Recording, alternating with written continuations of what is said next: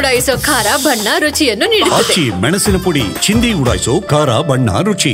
ಕಾಂಗ್ರೆಸ್ ಆರೋಪವನ್ನು ಮಾಡ್ತಿರ್ತಕ್ಕಂಥ ಭದ್ರತೆ ವೈಫಲ್ಯದಿಂದ ಈ ಒಂದು ಘಟನೆ ಆಗಿದೆ. ಹಾಗಾಗಿ ನೈತಿಕ ಹೊಣೆಯನ್ನು ಹೊತ್ತು ಬಿಜೆಪಿ ರಾಜೀನಾಮೆಯನ್ನು ಕೊಡಬೇಕು ಅಂತಕ್ಕಂಥ ನಿಟ್ಟಿನಲ್ಲಿ ಒಂದಷ್ಟು ಆರೋಪವನ್ನು ಮಾಡ್ತಾ ಇದ್ದಾರೆ. ಹಾಗಾದ್ರೆ ದೇಶದಲ್ಲಿ ಆಂತರಿಕ ಭದ್ರತೆ ಸರಿಯಾಗಿದೆ.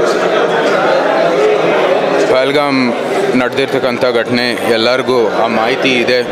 ಯಾವ ರೀತಿ ಹಿಂದೂಗಳನ್ನ ಗುರುತಿಸಿ ಅವ್ರನ್ನ ಕೊಲೆ ಮಾಡಿರೋವಂಥದ್ದು ಎಲ್ಲರಿಗೂ ಗೊತ್ತಿದೆ. ಈ ಸಂದರ್ಭದಲ್ಲಿ ಭಾರತೀಯರು ಭಾರತಕ್ಕಾಗಿ ಒಂದು ಏಕತೆಯಿಂದ ಮುಂದುವರಿಬೇಕಾಗಿರೋದು ಎಲ್ಲಕ್ಕಿಂತ ಮುಖ್ಯ. ಈ ಘಟನೆ ಬಗ್ಗೆ ಏನೇನು ವೈಫಲ್ಯತೆ ಇಲ್ವೋ ಅದು ಪರಿಶೀಲನೆ ಆಗೋದು ಮುಂದೆ. ಸದ್ಯಕ್ಕೆ ನಾವು ಸೂಕ್ತವಾದ ಒಂದು ಕಠಿಣ ಪ್ರತಿಕ್ರಿಯೆಯನ್ನು ಕೊಡಬೇಕಾಗಿದೆ. ಅದು ನಮ್ಮ ಕೇಂದ್ರದ ವರಿಷ್ಠರು ಕೊಡ್ತಾ ಇದ್ದಾರೆ. ಮತ್ತು ನಮ್ಮ ಭದ್ರತೆ ಕಡೆಯಲ್ಲಿ ಯಾವುದೇ ರೀತಿಯ ಇಂಥ ಒಂದು ಪ್ರಶ್ನೆನೇ ಇಲ್ಲ. ಇವ್ರಿಗೆ ಕಠಿಣ ಕ್ರಮ ತಗೊಳ್ತೀವಿ. ಕಾಂಗ್ರೆಸ್ನವರು ಏನು ಈ ಸಂದರ್ಭದಲ್ಲಿ ಆರೋಪ ಮಾಡುವಂಥದ್ದು ಯಾವುದೇ ರೀತಿಯ ಯೋಗ್ಯತೆ ಇಲ್ಲ.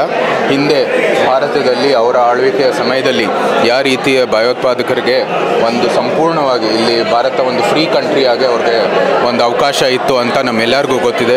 26/11 ಹಿಡಿದು ಅನೇಕ ಕೃತ್ಯಗಳನ್ನು ನಾವು ಪ್ರಸ್ತಾಪ ಮಾಡಬಹುದು.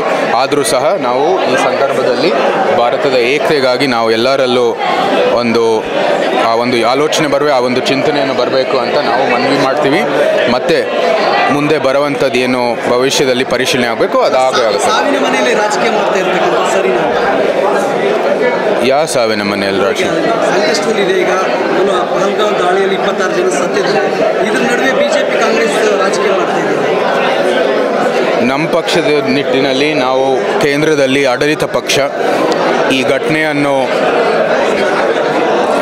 ಆಗಿದ ನಂತರ ನಾವು ಕಠಿಣ ಒಂದು ಕ್ರಮ ತಗೋಬೇಕಾಗಿದೆ, ಪ್ರತಿಕ್ರಿಯೆ ಕೊಡಬೇಕಾಗಿದೆ. ಆ ಕೆಲಸವನ್ನು ಮಾಡ್ತಾಯಿದ್ದೀವಿ.